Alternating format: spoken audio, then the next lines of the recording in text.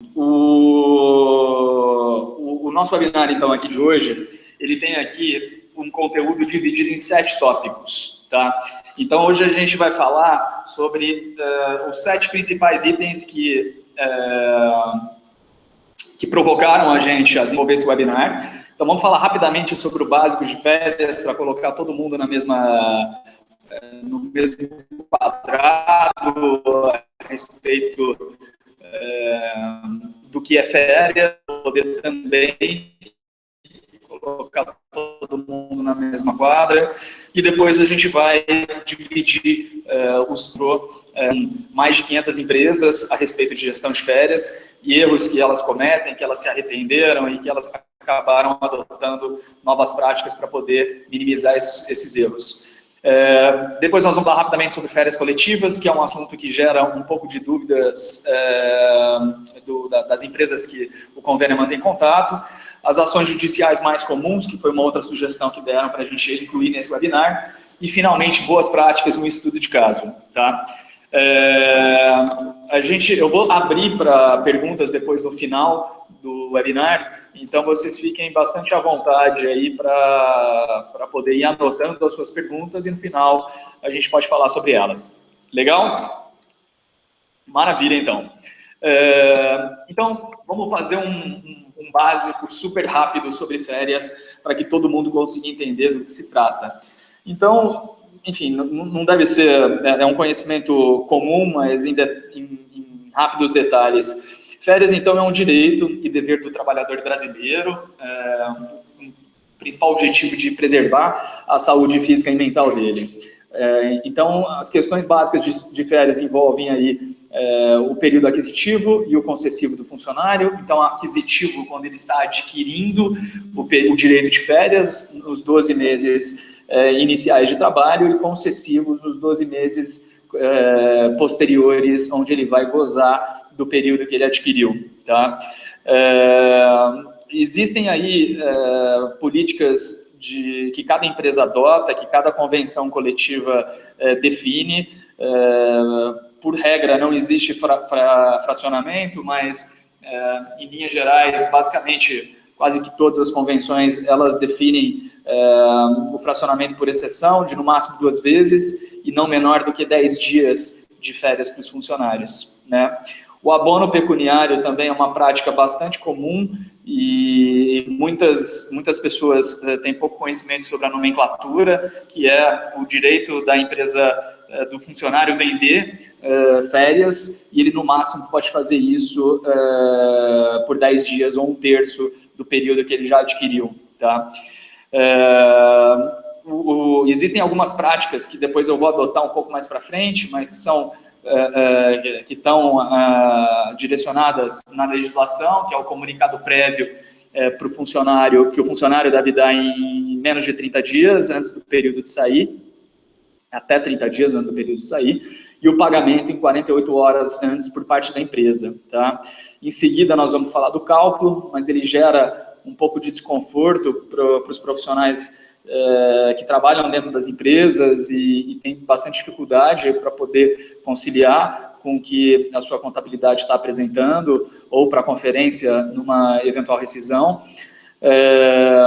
Existem também práticas que são pouco adotadas e muitas vezes por receio da empresa, em gerar algum problema com isso, como o abatimento do saldo proporcional por faltas não justificadas, que é algo que eu vou abordar aqui também.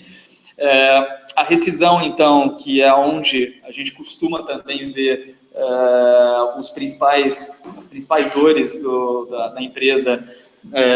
A gente sabe aí de muitas vezes que a empresa ela acabou se deparando com surpresas bem negativas quando o funcionário pede demissão, a não ser quando é justa causa, que o saldo proporcional ele não precisa ser pago, mas nas outras demissões, nas outras rescisões, muitas vezes a empresa ela pega de calça curta por controles mal feitos. E as férias em dobro, que eu acho que é o grande receio das empresas ao controlar, que diz respeito a conseguir gerenciar os vencimentos dos funcionários e também está adequado ao pagamento antecipado para que não seja também onerada com as férias em dobro, que é algo que pouca empresa também acompanha. Tá. Bom, então vou falar aqui um pouco sobre o cálculo. Isso aqui é um exemplo bem simples, eu não vou entrar no nível de detalhamento técnico aqui nesse webinar, que pode respeitar a divisão de férias entre um mês e outro, ao efeito caixa do pagamento e outros itens que podem levar esse webinar não para gestão, mas para a parte técnica do cálculo, que não é o objetivo aqui nesse momento, tá? Mas falando aqui do Pedro, só para a gente ter uma contextualização do cálculo, o Pedro, então, ele tem 30 dias disponíveis de férias, ele tem um salário, então, de R$2.000, de uma maneira bem simples, tá? Não estou incluindo, que deveria ser, obviamente, incluso no cálculo de férias, hora extra, todos os adicionais, enfim, a comissão média dos últimos 12, enfim, tudo que envolver a base de cálculo do salário, é adicionado, então, 1/3, e o valor bruto das férias, após adicionado 1/3, é de R$ 2.666,67, nesse caso. Depois, então, é abatido o INSS, na tabela de 11%, e o IR de 7,5% também, após o abatimento do INSS. Então, é valor bruto das férias, menos INSS, e depois disso, o cálculo do IR também, analisando a tabela do imposto de renda. E aí, depois, existe a dedução do imposto de renda da pessoa física, e aí você vai ter o total do cálculo de férias, que vai ser o que o Pedro ele vai receber 2 dias antes de sair e gozar as férias dele, os 30 dias que ele solicitou. Tá? Então, para efeitos bem ilustrativos mesmo e bem simples, o objetivo era abranger um pouco do cálculo para deixar todo mundo na mesma página. Tá? Bom, então eu acho que aqui é um slide que deve interessar a maioria das pessoas que estão assistindo o nosso webinar. E hoje o Convênia são quase 3.000 empresas que testaram o nosso sistema, centenas que já estão utilizando, e a gente acabou conversando detalhadamente com cada uma delas, e a gente organizou os principais problemas que foram notados por nós em mais de 500 empresas, então, onde a gente conseguiu tabular todos esses dados, e aqui a gente está dividindo cada um deles com vocês. Então, o que a gente percebeu? Primeiro, existe, obviamente, que dependendo da função que a pessoa ela exerce dentro da empresa, a gente vê muitos RHs com múltiplas funções dentro da empresa. Então, eu sou administrativo, financeiro e cuido das pessoas. Isso faz com que essa pessoa ela tenha um conhecimento limitado da legislação e da convenção. A contabilidade, muitas vezes, ela também não dá o suporte necessário, e isso faz com que a gestão ela seja bastante onerada pela falta de conhecimento da legislação e da própria convenção. A gente vê muitas empresas que sequer leem a convenção para poder adequar a política, e muitas vezes a convenção tem itens que são benéficos também para o empregador. Então, isso é um problema que a gente notou relevante, e é uma parte que é necessária e é algo que chamou a atenção do convênio. Um outro item que a gente notou também é que a grande maioria utiliza as planilhas de Excel. Poucas utilizam papel e muito poucas utilizam absolutamente nada. Elas delegam tudo para a contabilidade, e a gente já sabe qual que é o reflexo disso. Então, empresas que usam planilha de Excel, elas acabam tendo os inputs, então as inclusões de informações sempre são manuais, isso contribui para a falha de cálculo. Existem planilhas que são divididas por 3, 4, 5 pessoas com inúmeras observações, E a soma desses fatores que eu acabei de falar agora, elas refletem erros. E erros, consequentemente, quando a gente está falando de férias, a gente vai acabar falando sobre multas e sobre passivo que a empresa está alimentando internamente pelo fato dela usar planilhas e adotar essas práticas, né? Por conta também das planilhas, e pelos sistemas hoje de folha, que também são bastante, como que eu vou colocar para vocês? Eles têm um acesso muito voltado para a contabilidade, e então a empresa é obrigada a ter um controle interno para que ela faça uma gestão mais adequada desse passivo.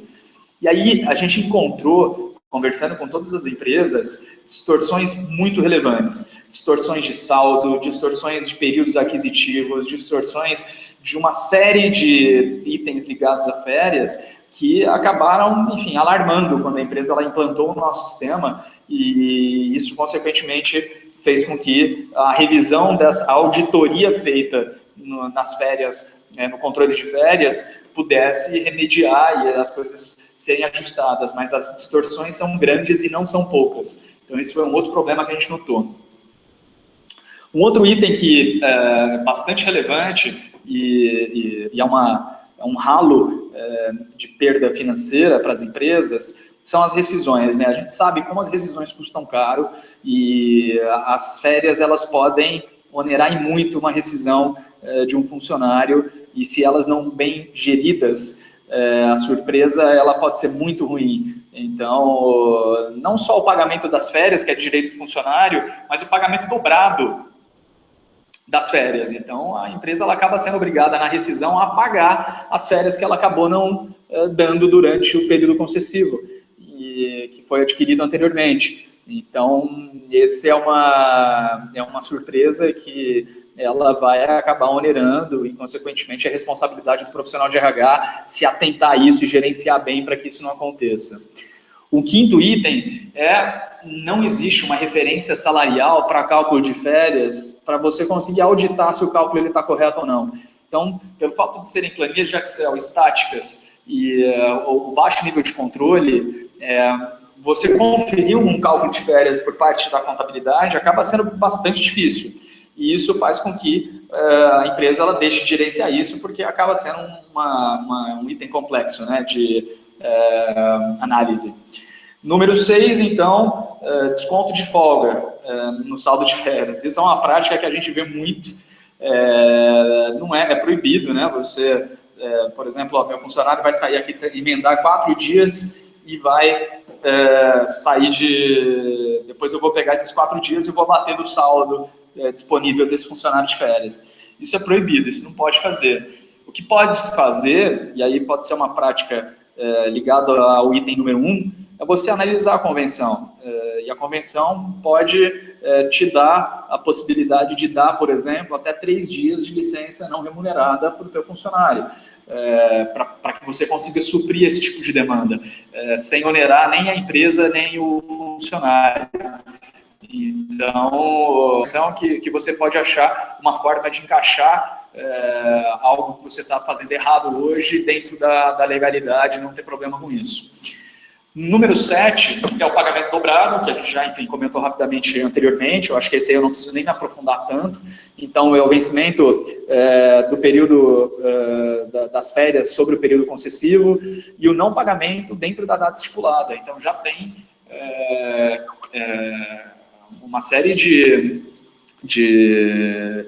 empresas que o não pagamento na data estipulada faz com que a empresa ela seja onerada com o pagamento dobrado de férias. Tá? É a forma de conseguir pressionar para que essa regra ela seja seguida. Bom, número 8 é não adotar o controle de faltas e, consequentemente, não conseguir abater o saldo proporcional do funcionário. Então, as faltas sem justificativas, elas acabam não tendo esse controle interno e, consequentemente, a empresa não faz nada, os funcionários saem. E se você pegar uma população relativamente pequena ou média, de 50, 60 funcionários, o consolidado disso no final de um ano, ele é um dinheiro relevante para a empresa. Pode significar algo a mais para os funcionários ou uma economia financeira para a empresa. Então, adotar práticas como essa podem contribuir. Esse é um problema que a gente conseguiu analisar. Bom, o número 9 que a gente notou é a falta de transparência completa e explicação sobre a política de férias da empresa para os funcionários. Isso está, obviamente, ligado ao onboarding, ou seja, ao processo de admissão da empresa, em explicar como que funciona, quanto que essa pessoa, como que é o planejamento de férias da empresa, como que é o revezamento dentro da área, onde que ela pode acessar o saldo de férias para poder solicitar, quem que aprova, quanto tempo demora e assim por diante.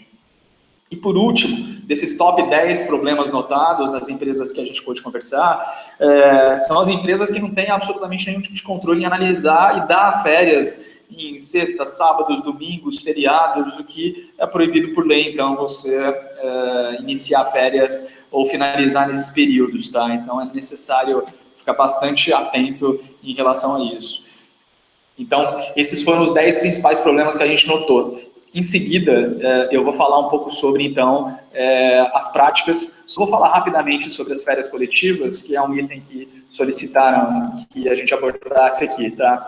Então, as férias coletivas, elas é uma prática pouco adotada, a gente vê, mas cada vez mais as empresas estão adotando. Obviamente que você precisa de ter um acordo com o seu sindicato para que você consiga adequadamente dar essas férias para os funcionários. É importante entender que o cálculo envolvido nas férias coletivas ele é diferente, principalmente, aliás, para os funcionários que tiveram admissão menor do que 12 meses, nesse período que você for dar.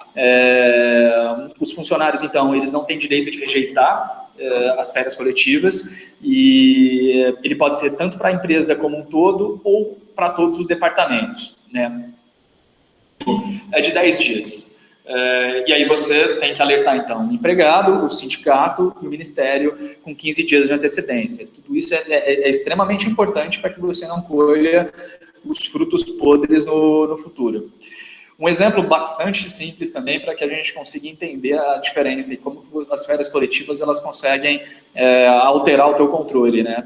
Então, a Marina ela tem 10 dias de férias coletivas, ela vai ter uma data de admissão no dia 13/2 de 2016, por exemplo, ela teve, aliás, ela conquistou até agora 15 dias de saldo proporcional, 6 meses mais ou menos, e a empresa vai dar férias do dia 26/12 até o dia 4/1, ela vai dar 10 dias lá no final do ano. E aí, a Marina, pelo fato dela não ter ainda um ano de empresa, ou 12 meses, as férias, esses 10 dias vão ser abatidos do saldo proporcional, aqui de 15 dias, e ela vai ter um novo período aquisitivo a partir do primeiro dia de férias dela, que é o dia 26/12 de 2016. E ela, a partir dali, vai ter um saldo proporcional de 5 dias, que é o saldo restante do período que ela saiu. Então, se a empresa ela quiser optar em dar mais 5 dias para a pessoa para poder zerar, ela também pode adotar essa prática. Mas são essas as diferenças e as mudanças que podem corroborar para um bom controle ou um mau controle, porque são detalhes que podem onerar aí bastante no futuro, caso não controlados, tá? Um outro tópico que sugeriram para a gente adicionar nesse webinar, que tem a ver, então, com o que a gente está conversando, são ações judiciais que são bastante comuns e as penalidades que envolvem aí o controle ruim de férias dentro de uma empresa.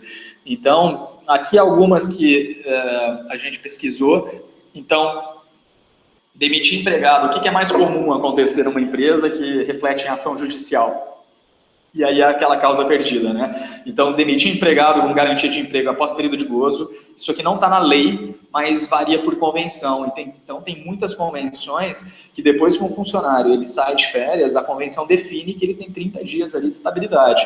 Então, a CLT, ela não define isso, mas a empresa ela pode ter problemas caso ela não olhe a convenção. Ausência de concessão de férias, então deixar lá o funcionário trabalhando e não conceder as férias, isso aí é impressionante, mas é comum acontecer.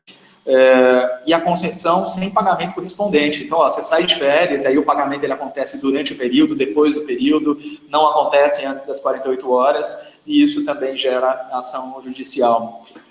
Tem muita empresa que quer obrigar o funcionário a receber por dias de abono, e isso é proibido. O abono é direito do funcionário e não uma obrigação. E tem as penalidades que a gente conhece, que é a férias em dobro. Existe também a multa de 160 do FIR, que pode ser aplicado pela fiscalização, dá mais ou menos R$170, e conforme vão acontecendo reincidências, isso aí vai dobrando, né? E um ponto de atenção para todo mundo que está ligado no e-social. Então, muitas empresas têm práticas nessas notificações de 30 dias, de 15 dias, de 48 horas de pagamento, de coletar as assinaturas no momento certo do funcionário. O e-social ele já está contemplando essas notificações dentro do sistema. Então, não vai dar para você fazer nada retroativo. E isso, consequentemente, vai significar multa para a empresa, caso o processo ele não esteja bastante azeitado. Então, é bem importante que você, como responsável da área, já tenha uma ferramenta ou um processo bastante eficiente para que você não seja onerado por não seguir as regras definidas pela nossa legislação. Aqui tem até alguns exemplos que eu peguei de comentários a respeito de reportagens de férias que eu achei na internet. Então, olha que interessante aqui, a Renata. Ela falou, boa noite, peguei férias e fala que meu patrão tem que depositar 2 dias antes do dinheiro nas férias. Porém, ele depositou 7 dias depois. Tive essa informação quando fui assinar as férias e perguntei do recibo. Então, o funcionário tem conteúdo na internet, ele está analisando isso e ele vai buscar os direitos dele. Então, esse aqui, tirou férias 1 semana e o empregador pagou o salário integral mais 1/3, e fechando o mês, ele veio zerado, como se ele tivesse tirado férias de 1 mês. E aí ele não entendeu, ele ficou bastante, enfim, preocupado aqui, e precisaria de uma explicação relevante. Isso mostra que a empresa ela não tem um departamento pessoal que apoia o funcionário e tira dúvidas a respeito disso. Bom, então agora vamos às boas práticas, aqui indo já para a reta final do nosso webinar, pessoal. Então isso aqui são boas práticas que a gente elencou como aprendizados relacionados aos erros que a gente anotou ali nos primeiros slides que as empresas possuem e que eu acho que vale a reflexão por parte de vocês, caso vocês estão tendo ou não. Então, e aqui são boas práticas que vocês podem adotar na empresa de cada um de vocês para poder ter uma gestão de férias mais adequada e, consequentemente, menos dor de cabeça e tá igual a moça e a filha na foto aí, com tranquilidade, podendo não ter dor de cabeça com isso. Então, primeiro, ter um planejamento de férias com antecedência. Então, poder ter um retrato claro das férias e fazer esse planejamento de acordo com o setor da empresa, as práticas que ela adota e compartilhar esse planejamento com os gestores e com os funcionários. Fazer uma coisa que a gente nunca vê, muito difícil ver, é analisar o passivo. Então, não adianta você analisar só o saldo de férias de cada funcionário. Um funcionário que ganha 20 mil reais, um funcionário que ganha R$1.000, o saldo deles pode ser 10 dias, ou 20 dias, ou 30 dias, mas o passivo disso é completamente diferente. O valor de pagamento disso é diferente. Então, você analisar o passivo sazonalmente, trazer o saldo para reais, é algo que contribui para uma gestão, inclusive, do departamento financeiro mais adequado, tá? Porque é algo que, de fato, tem relevância dentro de um ano para uma empresa que vale a pena, então, analisar isso com calma. Prática simples, então, saber quem tem pais, funcionários que são pais e que têm filhos e dar a possibilidade para que eles saiam em períodos de férias escolares e planejar isso de novo com antecedência. Conseguir estabelecer um processo de avisar férias com 30 dias de antecedência, ser muito fiel a esses processos e estabelecer isso como, de fato, excelência dentro da empresa. Pagamento de férias em até 48 horas, aviso em até 30 dias. ser bastante transparente em relação às informações com o funcionário. Então, quando que você vai receber saldo, quanto que você tem de saldo, quando que você pode tirar, como que funciona isso, quanto que você vai receber. Tudo isso é extremamente importante para que a tua credibilidade como RH seja realmente algo poderoso dentro da empresa. Adotar férias coletivas como uma prática é bem importante, te ajuda a gerenciar melhor esse passivo e organizar para que um funcionário, por exemplo, consiga... você não tem que dar férias para uma pessoa porque ela está chegando próximo do vencimento, então te ajuda a equalizar um pouco melhor o saldo de férias dos funcionários. Então, política de desconto frente a faltas não justificadas, eu acho que tem que ter, e o controle é muito simples e vocês conseguem ter respaldo legal para poder abater dos funcionários, e isso significa, de novo, dinheiro no bolso da empresa. E abandonar as planilhas ou, de fato, investir de uma maneira relevante em algo que te ajude. Para nós, assim, ficou muito claro que as planilhas é algo que tem uma capacidade de ajuda, obviamente, mas que, quando é necessário uma série de vínculos, de regras, de cálculos, um sistema ele é mais adequado e, obviamente, que nós, como Convênia, a gente se torna uma opção poderosa aí para ajudar as pessoas, tá?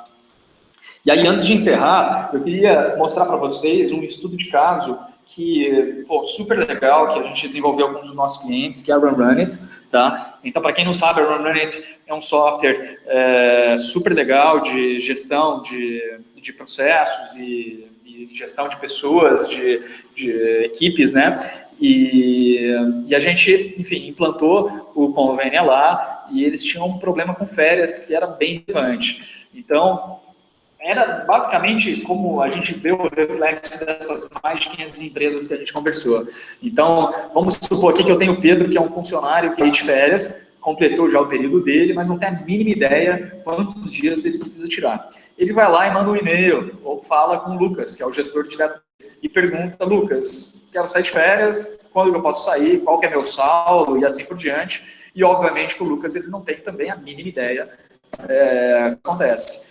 Depois disso, o Lucas, então, vai solicitar para a Patrícia, ou pedir para o Pedro ir direto para a Patrícia.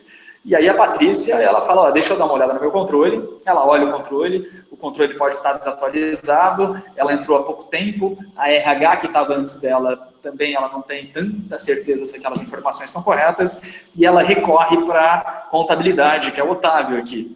E aí o Otávio fala: ele tem A aqui, vai poder tirar férias, e a data limite dele é essa. E responde para a Patrícia, que olha para a planilha dela e vê B, e fala: nossa, será que está certo? O que está certo? O que está errado?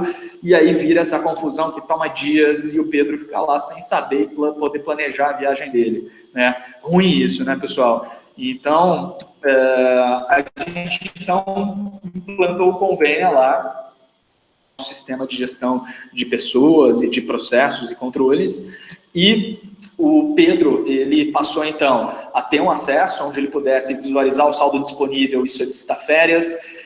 Internamente, a ferramenta ela organiza todo um fluxo de aprovação e de envio de informações para a contabilidade, que é muito simples. E a Patrícia, então, que é a RH ou a responsável, ela acabou ficando com um painel super claro de como que estão as aprovações, quem está de férias, quem vai sair nos próximos 30 dias. O sistema começou a alertar ela a respeito de férias a vencer nos próximos 90 dias e tudo ficou muito mais simples. E aí é isso que ficou.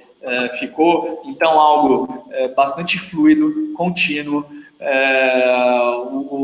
não existe retrabalho, e aqui a gente fez até uma comparação para que a gente consiga analisar os ganhos só nessa função que a gente teve lá, que é o tópico do webinar. Então, os processos eram manuais, cheio de planilhas antes, demorava muito tempo para poder aprovar um processo e finalizar ele.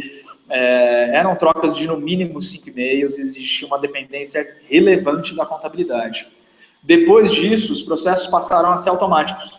só alguns minutos envolvendo cada pessoa daqui e segundos mesmo, porque a troca dentro do sistema é muito simples. E acabou ficando os dados bastante confiáveis, em tempo real, e todo mundo bastante feliz. O Otávio ficou feliz da contabilidade, a Patrícia por minimizar erro, o Lucas por poder aprovar um clique férias do seu time, e o Pedro por poder visualizar férias, solicitar férias e com tranquilidade poder planejar a viagem dele, né?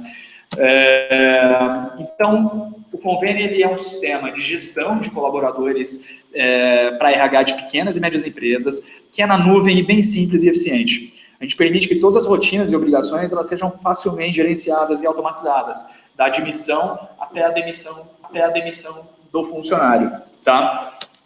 Então, esse é o fim da minha apresentação. Eu vou interromper aqui o meu compartilhamento.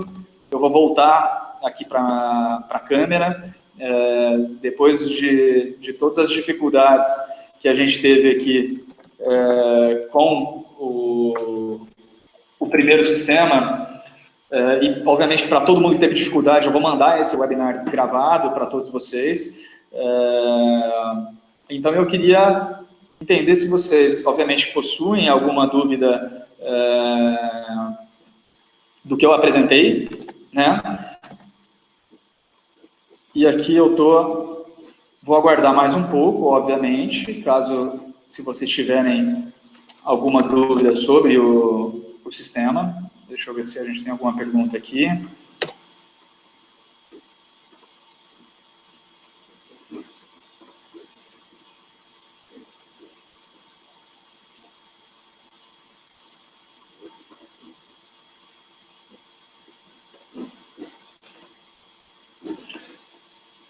Bom, esse é um dos nossos vários webinars que a gente vai ter. Eu vou mandar a gravação para vocês e, quem sabe, até melhorar ela e mandar novamente para todas as pessoas que se cadastraram.